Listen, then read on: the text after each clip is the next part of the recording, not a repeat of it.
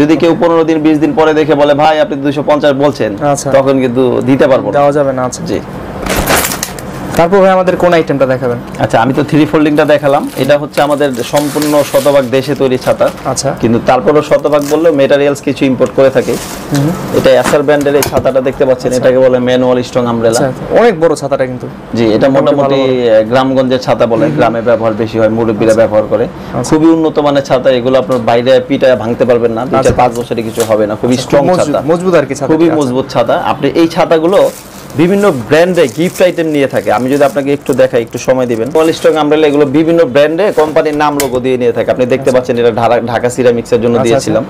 মানে কেউ চাইলে নিজেদের জন্য, কোম্পানির জন্য তৈরি করতে পারবে। জি, সুযোগ আছে। কেউ যদি চায় আপনার নিজের নাম ও লোগো দিয়ে তৈরি করতে, সেটা সম্ভব। আর আরেকটা বিষয় হচ্ছে, সারা বাংলাদেশে যে ডিলার গুলো আছে, সিমেন্টের ডিলার, রডের ডিলার, মোবাইলের ডিলার, অ্যাসেসরিজের ডিলার, তাদের নাম ও লোগো দিয়ে এই ছাতাগুলো তারা নিতে পারবে। তার কি পরিমাণ কোয়ান্টিটি লাগে সাধারণত ওনারা যদি নিতে চায়? যদি ডিলাররা নিতে চায় মিনিমাম 100 পিস কোয়ান্টিটি হলে করে দিব।